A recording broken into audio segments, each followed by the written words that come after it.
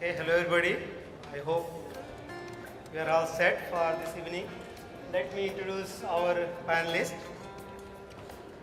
Um, Krishna, Krishna has come here, and he is an engineer, lawyer, and then violinist, which is of course the role he is in here, and then Kyle, and his let me put his title Executive Associate at San Francisco Friends of Chamber of Music, and he's composer and performer. Mahesh is again engineer, engineering manager, and vocalist. And finally George, who is, I'm not going to call him engineer, okay, I did not say that, but he's a saxophonist and composer. So welcome, and George, thank you. See you now.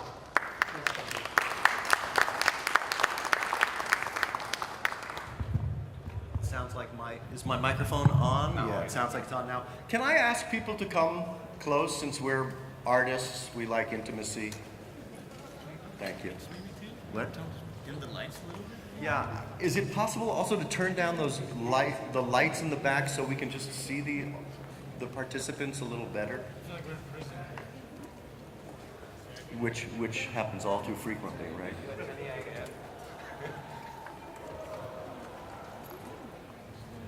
Oh, that is great. Thank you. So my name is George Brooks, and I am a saxophonist. I'm a composer, and I'm honored to be here moderating this panel and participating as well as a speaker with my good friend Mahesh, a wonderful artist who I've had the pleasure of working with, and then new friend Krishna and Kale, who I've known for a couple of years through my association with the San Francisco Friends of Chamber Music. My mic is going in and out, I'm told.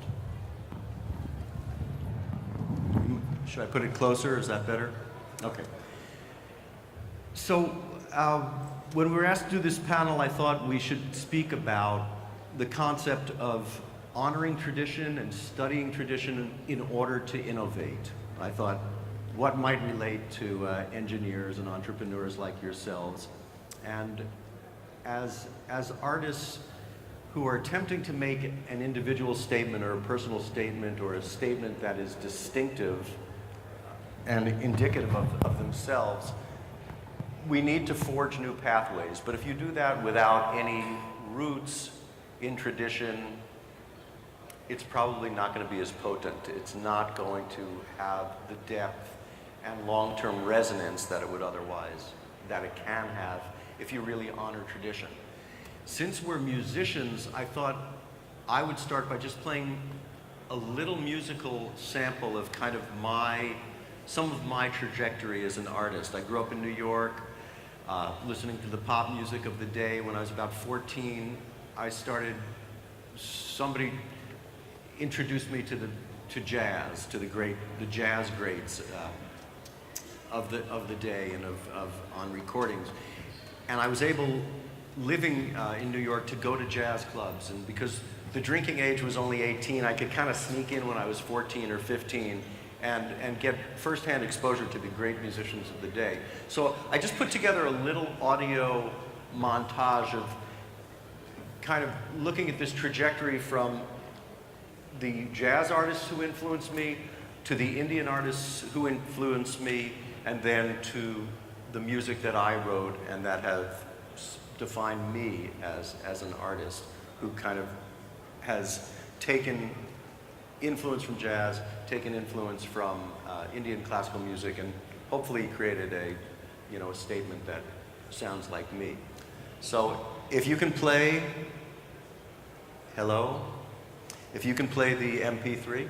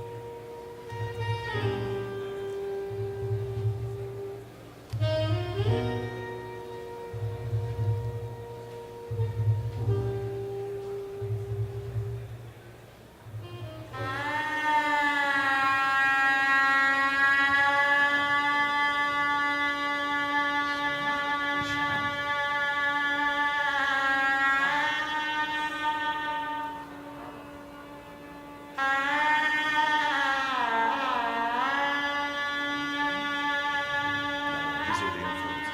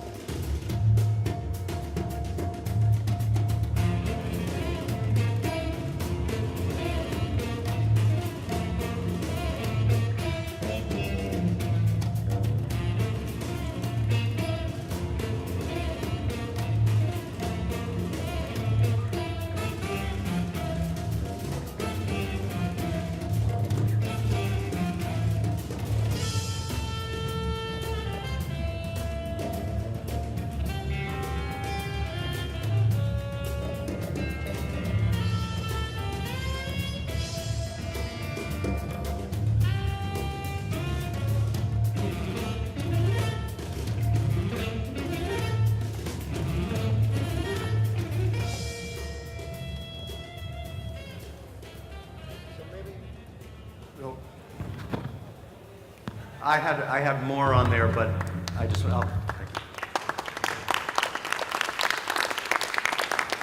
So that was just a very quick survey between John Coltrane, very important influence as a brilliant artist and a musician known for his spiritual and humanistic integrity and power.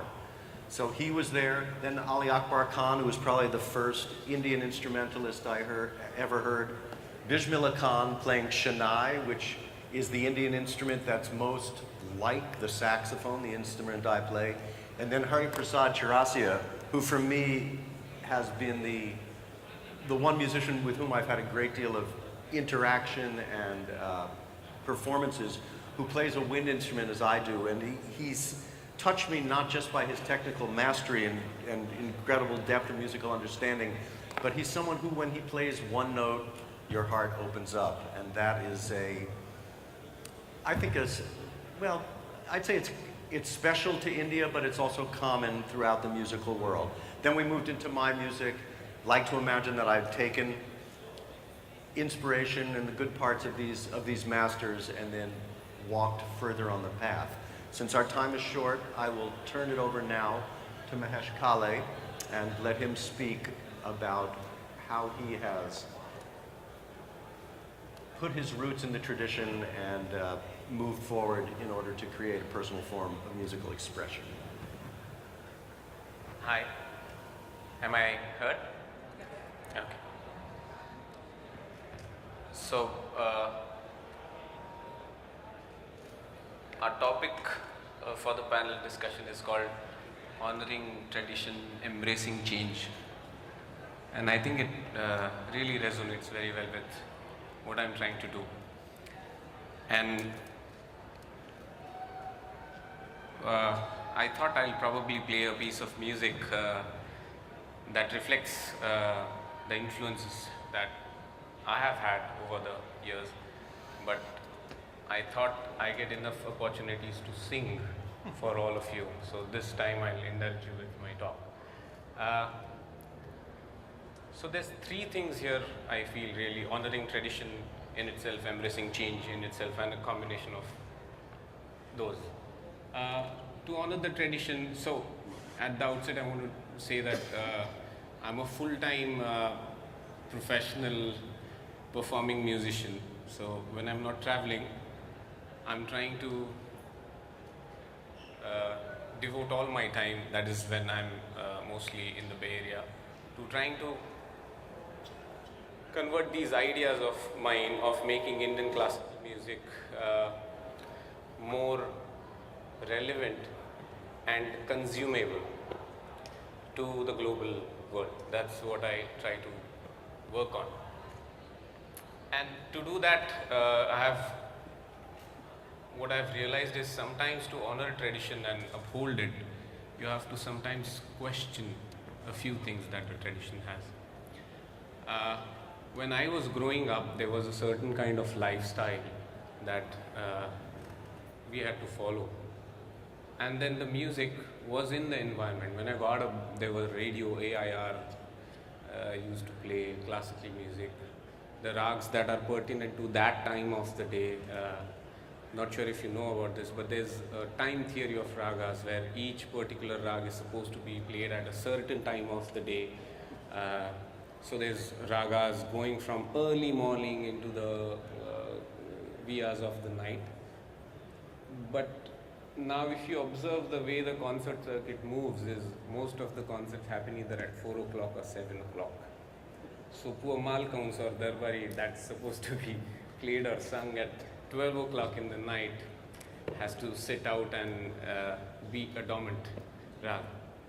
So a system that was created to formalize and categorize ragas in a way they create a resident memory. That system somehow does not lend itself to the current times in the way our lifestyle here is.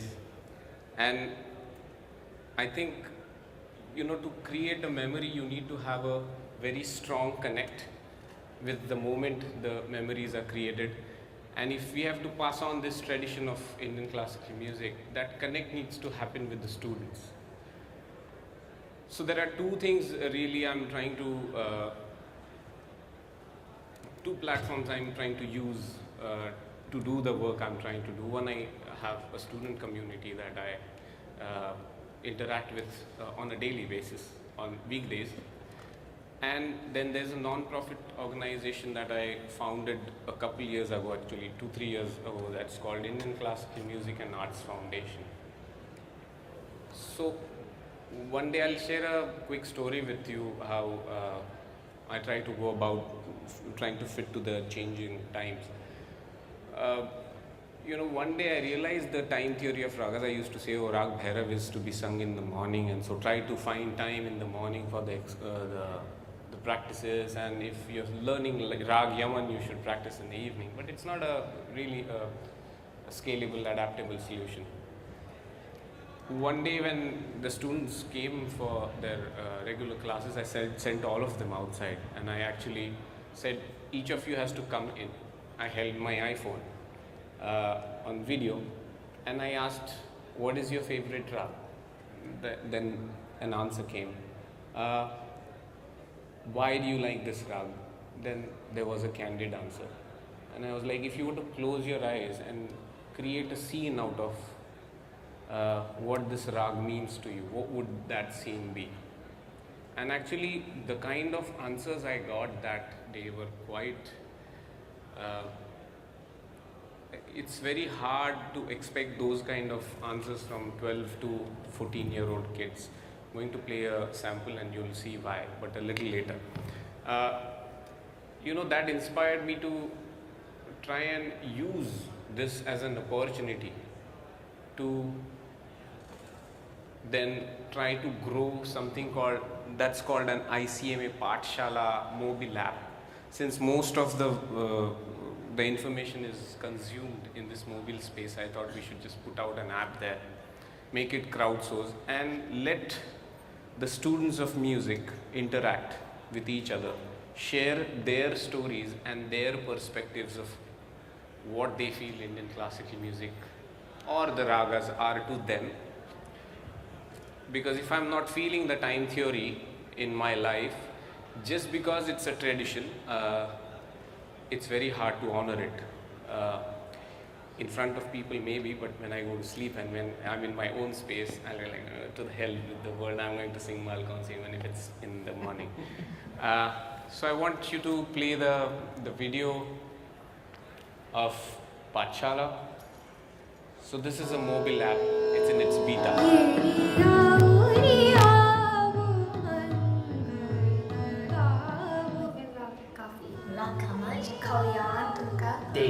Bhairav is my favorite rag. It makes me feel happier because, I don't know, something in the music just reminds me of all the happy things in life. Makes me kind of calm down. Sometimes it just makes me skip around. Very calm and relaxed. Well, it just makes me want to sing it more because, I don't know, it's just really cool and I like it. It's like trees, how they fall to the ground, and it sounds like some wife or some husband is longing for their spouse or something like that. Someone running away from like playing tag or something. I kind of think that maybe sadness is just a curtain for happiness to come through.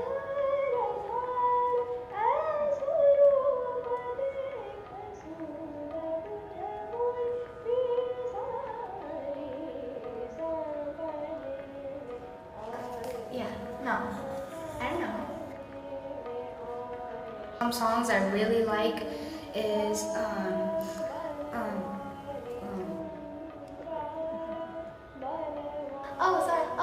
Oh sorry, I meant to say coffee.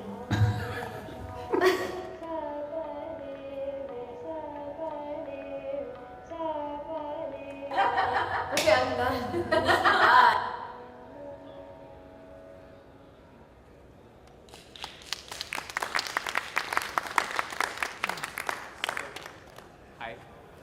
So since we are short on time, there's actually a few of other projects that I've undertaken through this ICMA platform. If you have, since you are a tech community here, if you have any help, advice to offer, please feel free. I'll be more than happy to discuss about it. I think my time's up. And now I'd like to introduce Kale Bruckmann. He's a clarinetist and a composer. Oboist. I knew it was one of those little black things. Sorry. He's an oboist and a composer, and he's the associate director, executive. Yes, the executive associate. I'm basically the assistant to San Francisco Friends of Chamber Music. Thank you, George. It's an honor to be here as part of this. It is a little surreal because I was invited as a representative of this organization that I work for.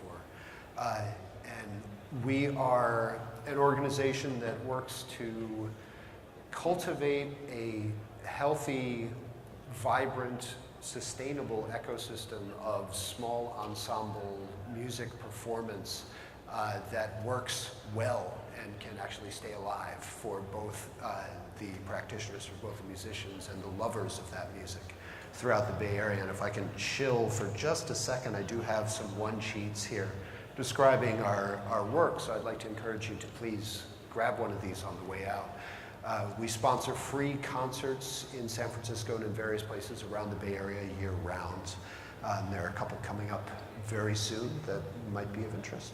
But when we talked about this, the topic of this panel, I couldn't really figure out a way to speak to the topic credibly without getting personal. So I don't want this to be about me, but I'm going to try to use my experience as a moderator, let me say, I'm allowed? It should be about okay, you, thank yes, you. Well, because it is distinctive, and then hopefully from the individual it becomes universal. Fair enough. And I have kind of zeroed in some ideas that I do see as being characteristic of a a lot of the field that we work with in this organization, that there are particularly younger generations of conservatory-trained musicians who are ostensibly grounded in the tradition of European classical music, but are finding more and more that they need to be incredibly hands-on and very creative about how they not only build a career, but how they find their own identity. And personally, part of what I find so interesting about this concept of tradition and change is the very complex and messy ways that all of us individually, not just artists, but how everyone both inherits and chooses traditions, and how we create our own synthesis of influences that come from very different directions. And I mean, for me personally, my ethnic heritage is primarily German and Swiss. So it would be very easy, be almost too easy for me to cite the great legacy of Johann Sebastian Bach and Beethoven and Brahms, et cetera, as being my music and the core of who I am. And on a certain level, it's true, but it's true as much because I started my musical training at the age of 6 playing the organ. And if you take organ lessons, you have to play Bach. So that became a big part of my DNA and of what's in my ears. But there's an ironic effect there, that there's a disconnect that comes from the curse of being the dominant paradigm, honestly. I'm also the product of a conservatory musical training system that, for better or for worse, for many years now has kind of cited the European tradition and the Germanic tradition in particular as being the default setting. I mean, when I was in school, I took music history classes, but they were called Music History 101. They weren't called the history of notated music that was written in Western Europe between 1700 and 1910 and played in churches and aristocratic courts. It was called music history, as if that was music itself. And I think I was lucky enough to see early on that was myopic and racist, quite frankly, and not true. And I think it is becoming more and more reality for musicians these days to acknowledge that they have to navigate a much more complicated landscape. And so while I see that European tradition as being part of what I do in my everyday work as a performing oboist, as a composer, it would be disingenuous for me not to also talk about the context of my life. I didn't grow up in Prussia in the 1700s. I grew up in the northeastern United States in the 1970s. And I think I would have to cite jazz as being as much a part of of who I consider myself to be, and the music I make and the reason I make music. George played, I had to smile, the tune he started his collage with. There are various ways that you can honor tradition. And while I did not grow up in a family that listened to jazz was not part of the immediate experience of my neighborhood or my community, I very much delved into it when I discovered this music later on. And my wife and I named our daughter after that song that you started with, Naima. While I came to jazz rather late in the game, it completely changed the way that I think that I understood how music is used and the reasons people make music and the way they use it to define themselves. The way that certain communities use music to tell themselves and each other who they are and who they belong with. And I think this is something that's incredibly, it's critical. It's central to being human, and it's very, very fluid. So the question, in a sense, especially the ironic crisis of being an American musician in the 21st century, is you have to ask yourself, well, what traditions am I going to pick? What traditions am I going to say are mine, and how am I going to synthesize them in a way that's compelling, authentic, and respectful? All right, Kyle, thank you. So our next speaker is actually the one I know the least, and I just met him today. This is Krishna Parthasarathy, and he's a not bad pronunciation. Thank you. It's actually the memory that's Yeah. the harder part. He's a violinist and also a vocalist and actually... Dancer as well. Yeah? I mean, just like at weddings. They don't pay me to do that. And he's, I think he's a recovering engineer himself. That's right. And thank you, George. Hi, everybody. My name is Krishna Parthasarathy, and so I was thinking, what the heck am I doing here at this IIT conference? I didn't go to IIT. I never would have been accepted to IIT. And probably everyone here were or at least the alumni who are here are very accomplished in terms of passing standardized exams. And yet, here we are at a panel at a conference full of engineers and business people on musicians. Why the heck am I relevant? I've been thinking about that for the last month, and so here's my answer. So, like Kyle got personal, I'm going to get a little personal too. I grew up in San Jose, California, and like any good South Indian Tamil Brahmin boy, I had studied engineering at UC Berkeley, and I barely passed my classes. I got a job afterwards, now not at a pharmaceutical company. I was supposed to work for Genentech, but actually at Teach for America. Has anyone heard of Teach for America out there? I'm so happy to hear that. Please give them lots of your money. Okay? It's a great organization. It basically takes kids like me who are in college. We're pretty good at getting good grades, like IIT kids, but we don't really know what we want to do with those grades. Am I supposed to be a banker? All I knew is that my Indian mindset was pretty clear, is you need to make lots of money. That is priority number one. In fact, when I graduated and I was a teacher, I was probably making like $50,000. That was pretty good. But it was communicated to me quite clearly that 6-figure salary minimum, Bay Area, 6-figure minimum. How will you get married if you only make $50,000? So I have to share this with you because what did I do after that? So I was a school teacher after college. Then I lived in India for 10 months where I learned music for a while, and then I went to law school because I wanted to make a lot of money. Got to be a rich lawyer, got to drive a Tesla, got to live in Los Altos Hills, got to maybe work for Jujals, something like this. I think those are the highest. Thank you. I think that our community sucks to a certain extent because we're all very good at school. We get good grades, but then afterwards, our only goals as a community is get good job. And good job doesn't mean fine. I'm about to have a daughter in December, okay? Okay, this is very big news in my life because what kind of community and culture do I want to introduce her to? I do not want her to get good job. I want her to find her maximum potential as a human being. What are you best at? What can you do and thrive? I happen to choose music because I happen to be decent at it, and some people are willing to pay me money to listen to me and to listen to me teach them. But as a community, I don't think we're very good at really bringing out the best in our people. Everyone here at IIT, we did good in school, right? But what'd you do with that after? Like, is your goal just to become a manager at Google? That's a pretty low bar, in my opinion. You're easily replaceable.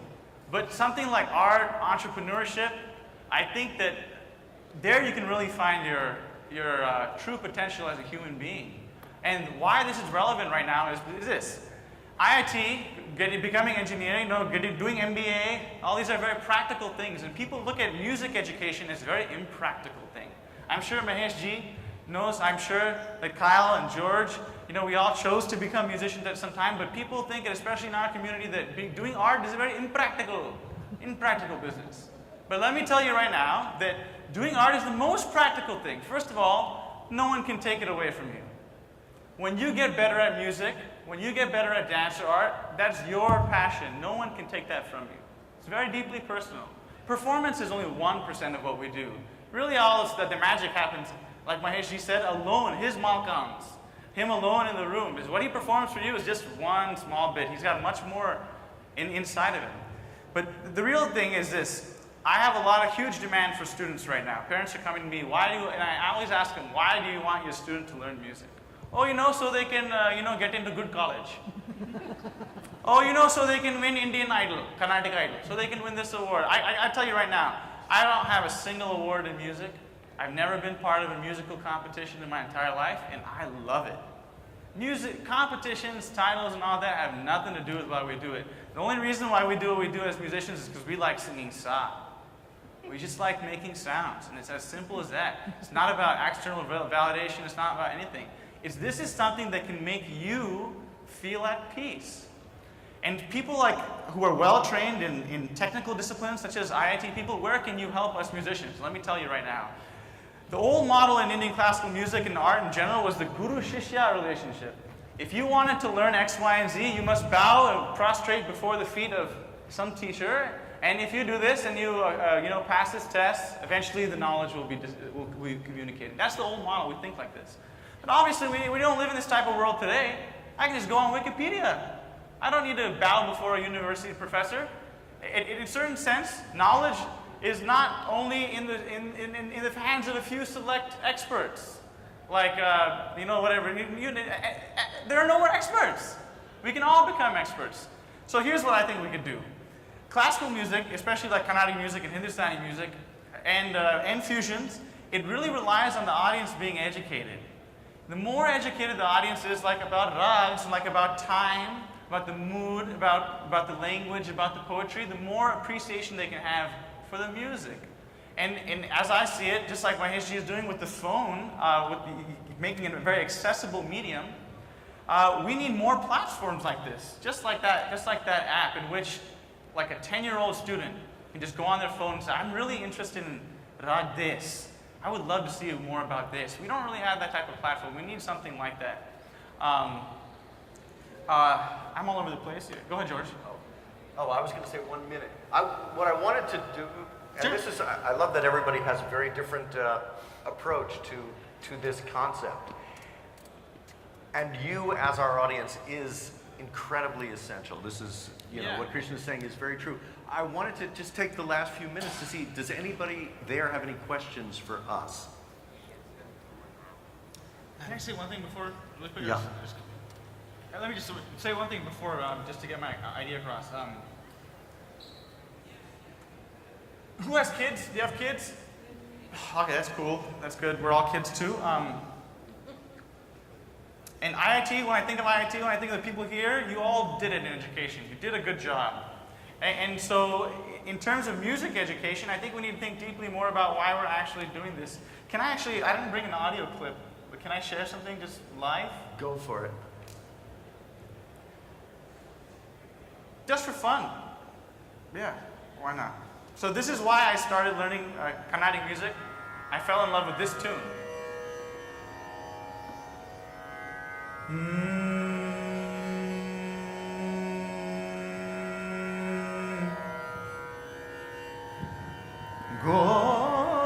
Gopastri pariveshtito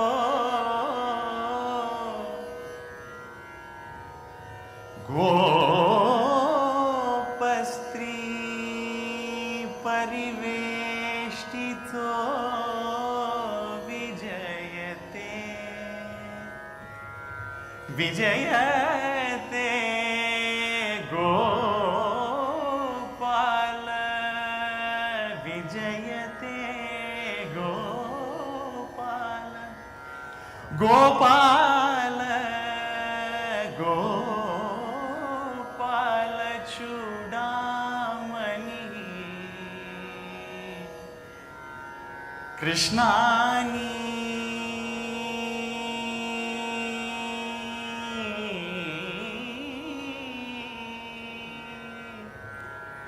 Krishnani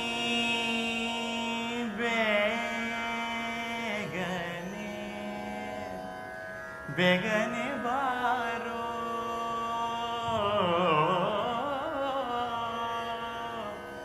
Krishnani begane baro begane baro Krishnani begane baro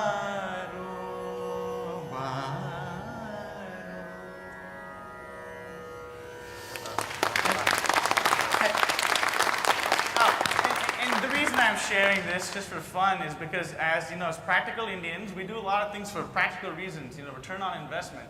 But there's a lot of things that you just do for fun, and music is like that. And just do it for fun. And everything else will just work itself out, I think. On that note. Okay. Any questions? I'm kind of curious. If you don't have a question, I have a question for you. Since most of you, I imagine, are engineers and working here in various fields and graduates of IIT, does anybody want to tell me what inspired them to come to a panel There's a microphone right there. offered by musicians? Would somebody like to tell me? Here's. I can say a couple of things. First of all, my personal passion and love for music. Then Mahesh ji also happens to be the teacher for my two kids who learn classical music from him. And I love what you said about inculcating that love for music in children, because I agree that being the first generation Indians, we do tend to force our kids into this thinking of, you have to grow up, get a good job, get a good education. But on the other side, I also feel that pull to, have the desire of music in my children, that love for music. And I feel torn myself in how to balance the two things. So what would you guys as musicians advise us, how we can be more balanced in how we are raising our children here? Well, I mean, one thing that I've seen, I know, Krishna grew up here, but I have seen, as is not uncommon in every group that comes to this country and then establishes themselves financially, once the parents and grandparents seem to have made themselves comfortable, it does tend to, I think, create room for the children to become artists, even if they have to rebel, as you My mom's still upset. Law degree, it took my mother until I was about 50 to go, oh, he's probably not going to be a doctor. I mean, I come from a Jewish background and we have the same kind of pressure, Would you like to be a doctor or a lawyer? But, so I think if you do encourage your kids and trust that, okay, maybe they won't make so much money, maybe life won't be as stable, but as Krishna said, they are going to be their own teachers. Every day they can learn something new. Every day they can heal themselves through music, through the arts. You can let them have the belief that they can survive. Life here isn't as hostile as maybe it is elsewhere. And so I wanted to add something to that. The reason the parents are torn is because they have set parameters of how they think their kids are going to be happy. And success, especially monetary success, is a barometer of measurement. I'll share a personal story. I came here for my master's. I finished my multimedia engineering at UCSB, and I decided to do music full time when I was going to school at Santa Clara for engineering management. And I was not very sure of how to break it in to my father. And unfortunately I had to do it over a phone call. So I was telling him, Baba, I'm thinking of doing music full time. And his immediate response was, why did you go there to the US if you wanted to do that? You're fine here. And then actually I told him what he needed to know the most. Answering to the question, for happiness and success, if there is a positive incentive that is given for someone that does good work instead of just lucrative or useful work. So I told him I have a few students and I'm making a decent living out of it, and I'm making good enough to survive, and soon I'll be making an engineer's salary, and that's when he actually felt very happy. So, the problem with this is it's very difficult to put a price tag on what a musician does. For example, if you are a bachelor's, there's an X pay grade. If you're a master's, there's an Y pay grade. If you're a PhD, there's a Z pay grade. But it's very, very gray in music. And eventually I think happiness can come in various different ways, as long as it's not going to take a toll on your health. And I hope you know what I'm alluding to. You should let your kids be happy. I read a lot about parenting because I didn't approve of much of the parenting I witnessed in India. And I'm very sorry to see the number of years people have been exposed to all other thoughts and they still continue with the same issues. So the one sentence I love about parenting I wanted to share with the lady especially who had the humility to ask is, in parenting, you are actually simply chipping away the dust. The structure is already there. That beautiful sculpture is already there. It's not that it's clay given to you and you have to go mold it. Mold it into an engineer, mold it into this successful person. Find out what is that sculpture that your child wants to become and just let that grow. So that's just something I'm not sure that you need to push at all that people are always concerned about. Roti kapda makan, it will come. Can I say something also, just to wrap up that previous question? It was a very thoughtful question. With regard to the balance between, arts, education, and the core subjects, you have to view it as a continuum. One of the most tragic things that happens to public schools that are underfunded is when their funding goes below a certain level, the first programs to get cut are art education, and drama, and painting, and you might, as all IIT, maths, physics, chemistry, got it.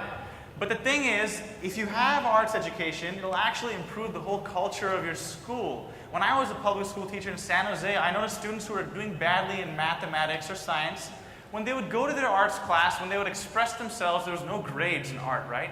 All art is valid. It just depends on your subjective opinion. It would re-energize them and they'd be more likely to perform well in chemistry. If the student has an outside activity like painting or drama or dance, they can just shake their bones off for a little bit, it'll improve their math and English. If you cut out the arts, you're really destroying a lot of things. So I just want to say that please encourage your student to do art and physics, math, and chemistry. All subjects are important. It shouldn't be one or the other. All of them are important. I mean, you can keep on questions, right? Thank you. Sorry. I talk a lot. Yeah, actually, I'm Archana. I am myself from IIT, but I totally agree with what you are saying and what you said. I homeschool my kids and we moved back to India. My kids don't go to school. They are just on their own. Like, my son is in music, and I totally agree that the definition of success is we all are here to explore ourselves, and music is the best. I shouldn't say best, but it's one of the art form which helps us exploring ourselves, So that's why we are here. All this materialism and, like getting degrees, like we are in IIT just to get, I shouldn't say we all are there, but learning is not happening anywhere. It's just we are running behind, where everyone else is going. So God has given us the extraordinary soul. So we should provide that environment instead of making them ordinary person like everyone else, So. I think we need to close. वो काफी time से पूछ रहे हैं. Hello, yeah. The main reason I came for this, your original question was why did we show up? Why did I show up here for this? Is I have, two teenage daughters who are really excellent musicians. I'm a musician myself. I went to IIT. I was a South Indian Brahmin boy, but I didn't have the pressure like your parents. I didn't have, and I could follow my dreams, but I wasn't a good musician, so I couldn't really make that dream come alive. But I'm really curious, to all four of you. This question is to all four of you. What have you found in terms of the differences in the technology platforms out there today that's helped you build your business to the extent that you're able to make a living? Are there technology platforms out there that you're able to disseminate music, or is there a kind of platforms that you might think might work better in the future? Just curious, because in the end you have to make a living, you have to sell enough albums, songs to really make a living. So I'm curious, are there any thoughts that you have on what might potentially be future platforms or even existing platforms, technology that you use that you think is useful? I'll take it. You want to go into it? No, you go first. Well, let me say I really haven't made any money in music yet, so I shouldn't answer the question. But we do live in a day and age in which the barriers to entry to reach your audience are very small. There's YouTube, there's SoundCloud, there's Facebook. If you have information that is valuable, you can reach your audience. In fact, today it is easier than ever to become a musician or a self-published author or anything entrepreneurial. It's much easier today. I can sit in my house in California, Berkeley, give a lesson to a student who's in Mumbai, India at 8 p.m. time for me, and it's at 8:30 in the morning for my student. Then I have another student at 11 o'clock who's from Oklahoma City who I'm teaching. And then some student from Dubai might call and say, hey, I just saw this posted. So in terms of platforms, I think the answer to that, not to demean your question, but it's just YouTube, dude. YouTube, SoundCloud, the internet is incredible. Like, if you have good ideas, someone will recognize that you have good ideas, and you can create a following very quickly if you have good ideas. You want to say anything? So I wanted to quickly follow up on what Krishna said. The only problem with open public platforms like YouTube is there's so much of stuff there, it's very hard to reach out to the right. So two things, it's a two-step. And actually ICMA, the non-profit organization I mentioned about earlier, has one of its initiatives as Music Archival Project, where we are trying to archive these.